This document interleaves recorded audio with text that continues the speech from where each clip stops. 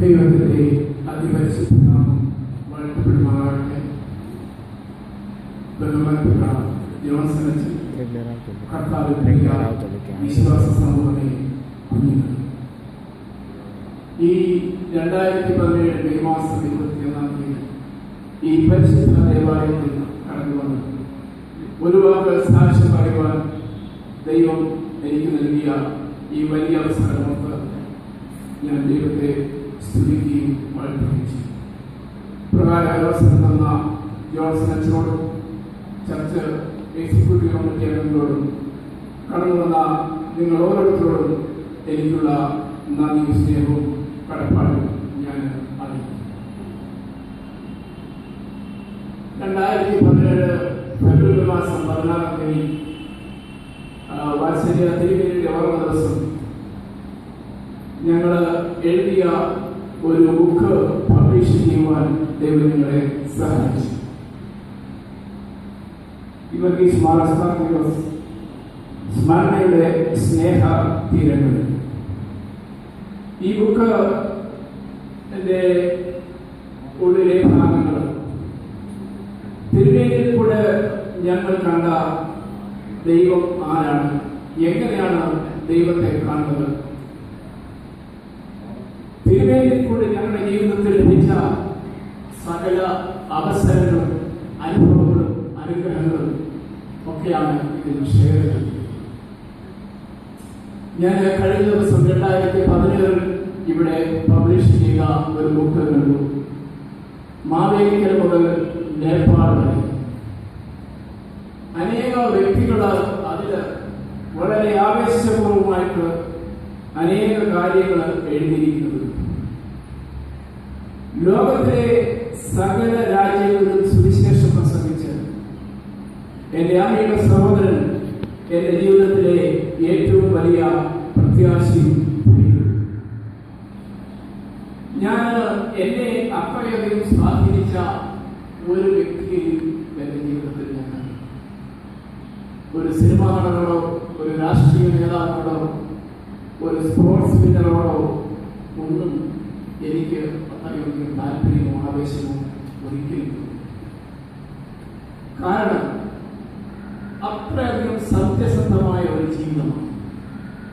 ദൈവം തന്നെ എന്ത് ഏൽപ്പിച്ചു, ആ ഏൽപ്പിച്ച കാര്യത്തിന് വേണ്ടി യാതൊരു മടിയും കൂടാതെ, യാതൊരു ലജ്ജയും കൂടാതെ, യാതൊരു ഭയവും കൂടാതെ അതിനുവേണ്ടി എന്തും പ്രവർത്തിക്കുവാൻ ധൈര്യം. ആ ധൈര്യത്തിന് പിന്നില് ദൈവത്തിന്റെ കൃപയും അനുഗ്രഹങ്ങളും ഉണ്ടായിരുന്നു. ദൈവം നൽകാതെ നമ്മുടെ ജീവിതത്തിൽ ഒന്നും അനുഭവിക്കാൻ നമുക്ക് സാധ്യമല്ല. ഞാൻ നാട്ടിലേക്ക് കടന്നു വന്നപ്പോൾ പല പ്രാവശ്യം ഞാൻ പ്രാർത്ഥിച്ചു. ഈ പരിശുദ്ധ ദേവാലയത്തിൽ ഈ തിരുമേനിയെ കുറിച്ച് ബുക്ക് പബ്ലിഷ് ചെയ്യാൻ സഹായിച്ച ദേവാലയത്തിൽ വാത്സല്യ തിരുമേനിയുടെ ഖബറുകൾ ചെയ്യുന്ന ഈ ദേവാലയത്തിൽ കടന്നു വന്ന് ഒരു സാക്ഷ്യം പറയുവാൻ എനിക്ക് അവസരം. ബൈബിളിൽ ഒരു വാക്യം നമ്മെ ഓർമ്മിപ്പിക്കുന്നു. യഹോവയെ തന്നെ രസിച്ചുകൊള്ളുക, അവന്റെ ഹൃദയത്തിന്റെ ആഗ്രഹങ്ങളെ നിനക്ക് നൽകും. ഈ ഭൂലോകത്തില് യാതൊരു ശക്തിക്കും ഒരു വ്യക്തിക്കും നമ്മുടെ ഹൃദയത്തിന്റെ ആഗ്രഹങ്ങളെ നൽകുവാൻ സാധ്യമല്ല. ഇന്ന് മൊബൈൽ ആപ്പിലൂടെ നമുക്കറിയാം ലോകത്തിലുള്ള ഏത് കാര്യത്തിനു വേണ്ടി ആപ്ലിക്കേഷൻ അതിനകത്തുണ്ട്. എന്നാൽ അടുത്ത ഒരു നിമിഷം നമ്മുടെ ജീവിതത്തിൽ എന്ത് സംഭവിക്കും എന്ന് പറയുവാൻ ഒരു സയൻസിനും ഒരു ടെക്നോളജിക്കും ഒന്നിനും ഇതുവരെയായിട്ട് സാധിച്ചു. അവയൊന്നും ദൈവത്തിൻ്റെ വലിയ ശക്തിയുടെ കീഴിൽ. അപ്രകാരമുള്ള ദൈവത്തിൽ വിശ്വസിച്ചുകൊണ്ട് ഈ പ്രഭാതത്തിൽ ഈ ദേവാലയത്തിൽ കടന്നു വന്ന ഓരോ വ്യക്തിയുടെയും ജീവിതത്തിൽ അനേക സാക്ഷ്യങ്ങളുടെ അനുഭവം ഉണ്ടാകും.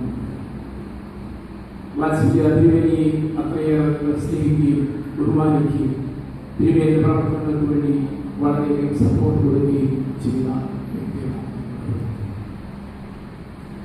നാം ദൈവത്തെ കാണുന്നത് ദൈവത്തിലൂടെ അല്ല.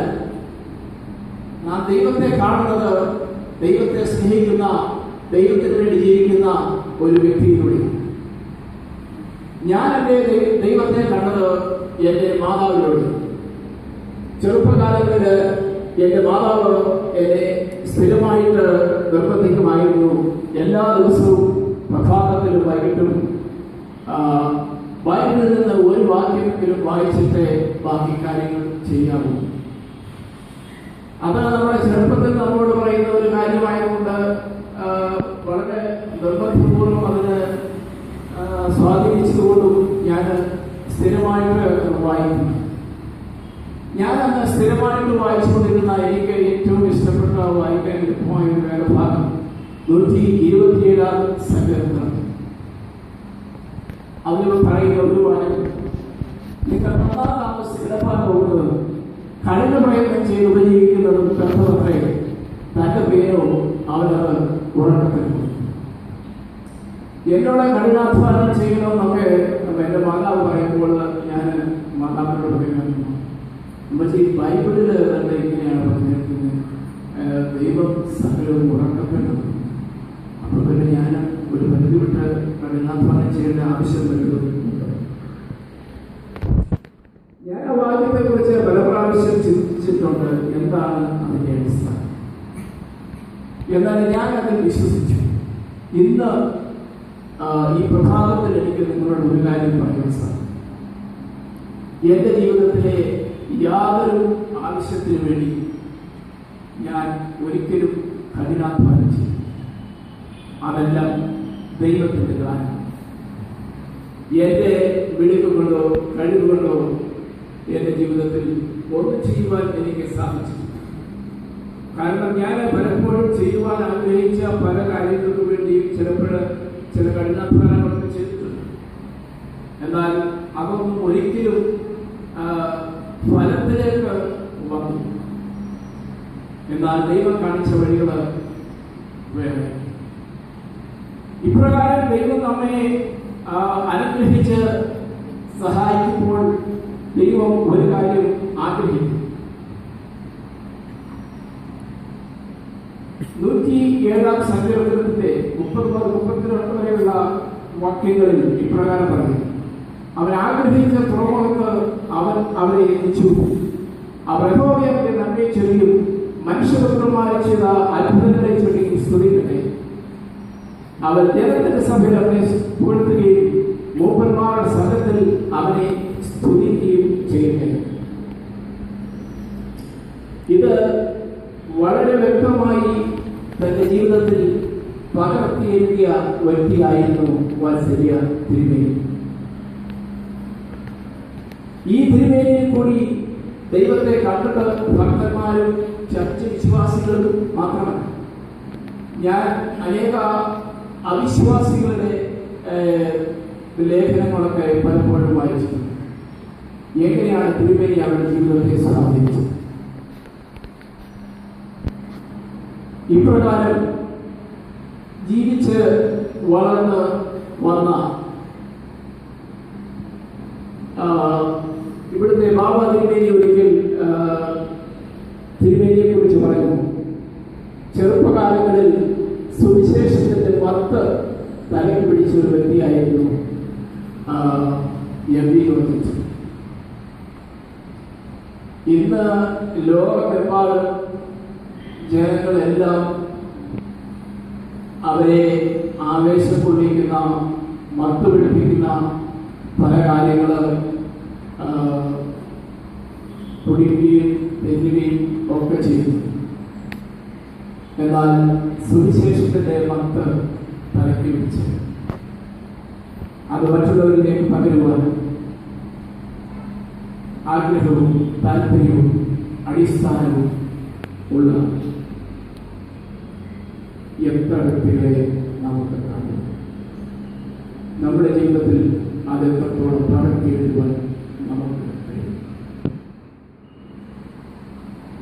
ശിഷ്യന്മാർ ഒരിക്കൽ ദൈവത്തോട് ചോദിച്ചു, കർത്താവേ, ഞങ്ങൾ സകലവും വിട്ട് നിന്നെ പിൻപറ്റി ഞങ്ങൾക്ക് എന്ത് കിട്ടും? ഈ ശിഷ്യന്മാരുടെ ചോദ്യം കേട്ടപ്പോൾ എനിക്ക് വളരെയധികം ചർച്ചയുണ്ട്. ഞാൻ വിചാരിച്ചു കർത്താവിന്റെ അവരോടുള്ള മറുപടി അവരെ ലജ്ജിപ്പിച്ചു കഴിഞ്ഞു. എന്നാൽ കർത്താവ് അവരോട് പറഞ്ഞ മറുപടി,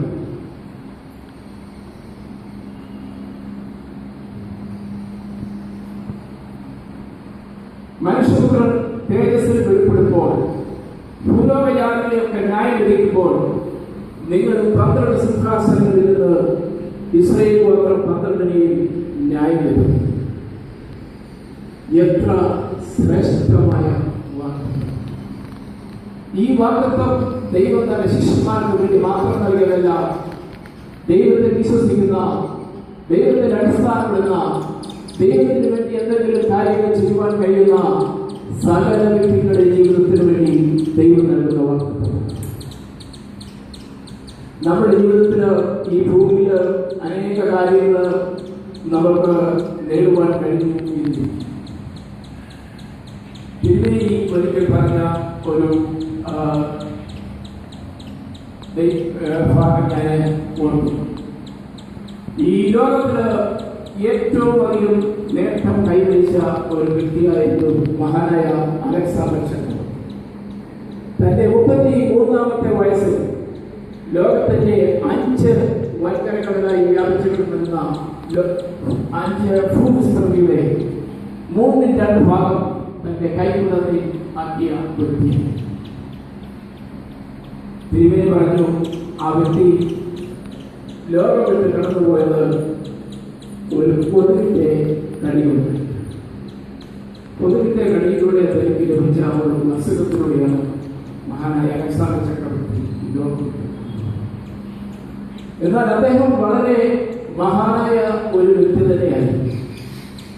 കടന്നു പോകുന്നതിന് മുമ്പ് അദ്ദേഹം ലോകത്തോട് ഒരു കാര്യം പറഞ്ഞു, ഞാൻ ഈ ലോകത്തിൽ നിന്ന് ഒന്നും കൊണ്ടുപോകുന്നില്ല എന്ന് ലോകം അറിയേണ്ടതിന് എന്റെ കൈകൾ രണ്ടും ഈ ശവമഞ്ചത്തിന് പുറത്തേക്ക് ഇട്ടിരിക്കണം. ലോകത്തിന്റെ 3/2 ഭാഗം കൈക്കുള്ളിലാക്കിയ മഹാനായ അലക്സാണ്ടർ ഈ ലോകത്തിൽ നിന്ന് ഒന്നും കൊണ്ടുപോയില്ലെങ്കിൽ നമുക്ക് എന്തെങ്കിലും കൊണ്ടുപോകാൻ സാധിക്കും. അതെ, നമുക്ക് കൊണ്ടുപോകാൻ സാധിക്കും. 94-ാമത്തെ വയസ്സിൽ ഈ ലോകം വിട്ട് കടന്നു പോയപ്പോൾ ഈ ലോകത്തിൽ നിന്ന് ദൈവത്തിന്റെ അനുഗ്രഹങ്ങളും കൃപയും റിവാർഡും കൊണ്ടുപോയ ഒരു വ്യക്തിയായിരുന്നു വാത്സല്യ തിരുമേനി. അത് ഈ ലോകത്തിന് തിരുമേനി ചെയ്ത തന്റെ പ്രവർത്തനങ്ങളുടെ ഫലമായി അത് നമ്മുടെ ജീവിതത്തിലും ബാധകമാണ്.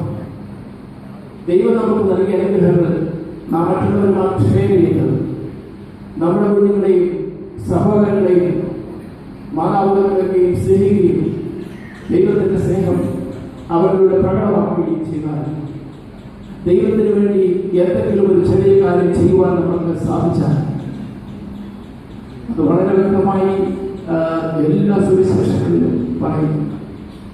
നിങ്ങൾ എനിക്ക് വേണ്ടിയോ സുവിശേഷത്തിന് വേണ്ടിയോ അപ്പനെയോ മക്കളെയോ കുഞ്ഞുങ്ങളെയോ വസ്തുക്കളെയോ എന്തെങ്കിലും വിളിഞ്ഞാൽ ഈ ലോകത്തിൽ തന്നെ 100 മടങ്ങായിട്ട് ഒരുപാട് നിത്യജീവനെയും പ്രാപിക്കാത്തവരും ആരില്ല എന്ന് സത്യമായിട്ട് ഞാൻ നിങ്ങളോട് പറയുന്നത് 3 സുവിശേഷങ്ങളിൽ ആവർത്തിച്ചുകൊണ്ട് ദൈവം തമ്പുരാൻ സത്യം ചെയ്ത് പറഞ്ഞ ഒരു കാര്യമാണ്.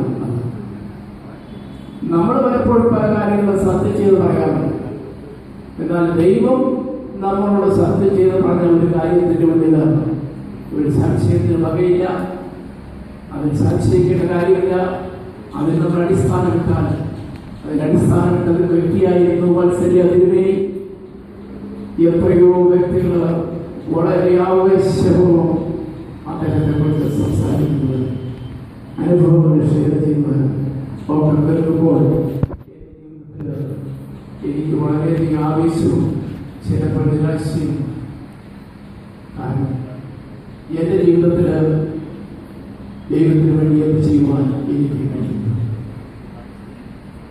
എനിക്ക് ഈ പരിശുദ്ധ ദേവാലയത്തിൽ നിങ്ങളുടെ ആഗ്രഹം, ദൈവത്തിന് വേണ്ടി വാത്സല്യ തിരുമേനി ചെയ്ത ആ കടമകൾ, ആ പ്രവർത്തനങ്ങൾ, അദ്ദേഹത്തിന്റെ കാൽപ്പാടുകളെ പിന്തുടർന്ന് ഞാനും എൻ്റെ തലമുറയിൽ വരുവാനുള്ള തലമുറകളുണ്ട്, അതിൽ അടിസ്ഥാനമിട്ടുകൊണ്ട് മുന്നോട്ട് പോകണം.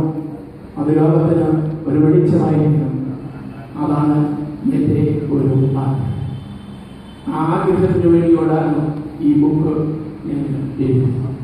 കഴിഞ്ഞ 3 വർഷമായിട്ട് ഈ ബുക്ക് എഴുതുവാൻ ഞാൻ ആഗ്രഹിച്ച് പ്രവർത്തിച്ചുകൊണ്ടിരിക്കുകയായിരുന്നു. എന്നാൽ ഈ വർഷം ഈ ബുക്ക് പബ്ലിഷ് ചെയ്യുവാൻ സാധിക്കുമെന്ന് ഒരിക്കലും വിചാരിച്ചു. അതിൻ്റെ പേരിൽ അനേകർ എന്നെ സഹായിച്ചിട്ടുണ്ട്.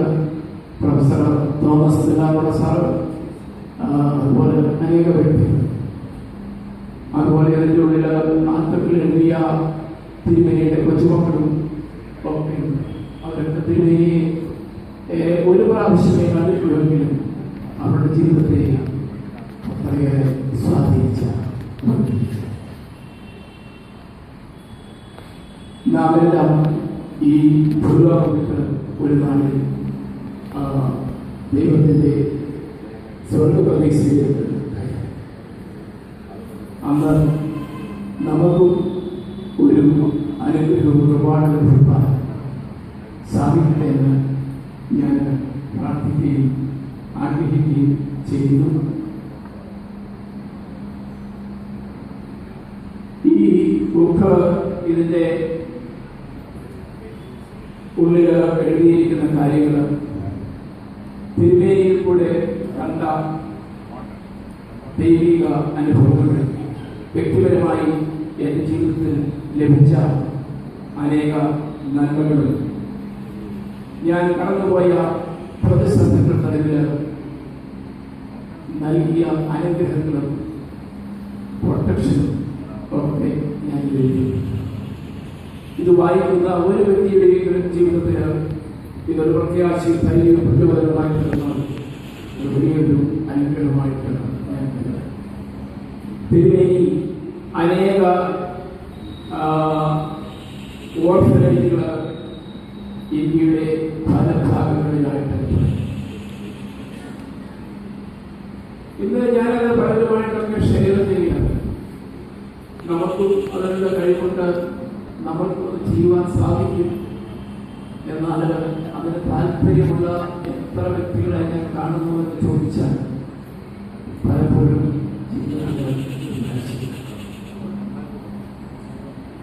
ഈ ബുക്കിലൂടെ ലഭിക്കുന്ന പണം തിരുമേനി തുടങ്ങിയ പുതുപ്പാടി ബാലഭവനത്തിലെ കുഞ്ഞുങ്ങൾക്ക് കൊടുക്കുന്നതിന് ആരെങ്കിലും ഇതിനു വേണ്ടി എന്തെങ്കിലും സംഭാവന ചെയ്യണം. അത് തിരുമേനി തുടങ്ങിയ പുതുപ്പാടി ബാലഭവനത്തിന് അത് തിരുമേനി കാണിച്ച ആ പാതകൾക്ക് പിന്തുണയായിട്ട് അത് തുടർന്നു കൊണ്ടുപോകുവാൻ ഞങ്ങളുടെ വരുവാനുള്ള തലമുറകളെയും പ്രയോജിപ്പിക്കുവാൻ ഞാൻ എൻ്റെ കുഞ്ഞുങ്ങളൊക്കെ ഈ കാര്യം പറയുവാൻ പറയും. കഴിഞ്ഞ വർഷം ഞാൻ എൻ്റെ കുഞ്ഞുങ്ങൾ ഒരുമിച്ച് ഈ ദേവാലയത്തിൽ കണ്ടുവന്ന് തിരുവനന്തപുരം ദേവാലയത്തിൽ പോയി പ്രാർത്ഥിച്ചു. അപ്പോൾ ഞാൻ അവരുടെ ഒരു കാര്യം, മക്കളെ, ഒരു മനുഷ്യൻ ഈ ലോകത്തിൽ ജീവിച്ചിരുന്നു എന്നുള്ളൊരു തെളിവാണ് ഈ കബർ. അതിനേക കാര്യങ്ങളാണ് എഴുതി വെച്ചത്. ജീവിച്ചാലും മരിച്ചാലും ദൈവം മാത്രം മതി. അപ്രകാരം പറയുവാൻ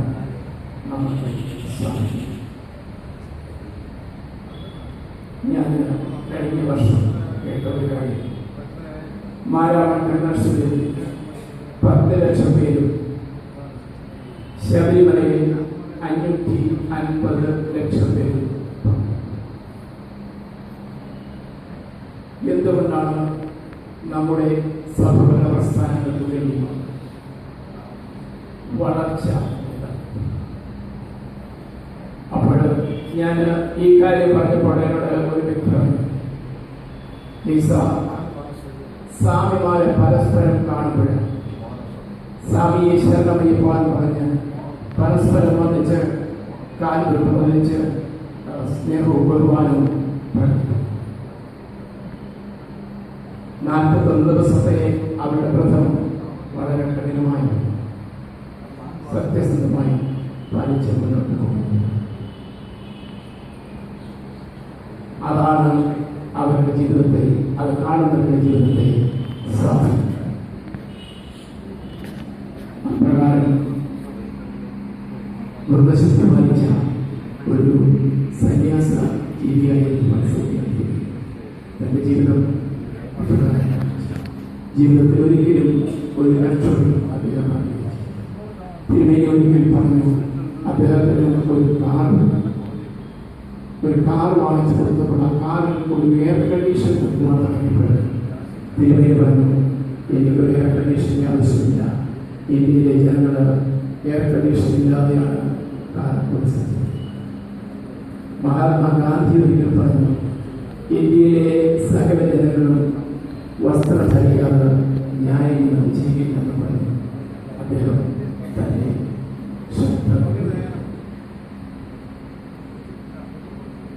ഞാൻ ഇന്ന് പല സ്ഥലങ്ങളിൽ ചെയ്യുമ്പോൾ അമേരിക്കയിലും ഇന്ത്യയിലും ഒക്കെ കാണും മഹാത്മാഗാന്ധിയുടെ പുഞ്ചിരിക്കുന്ന മുഖം.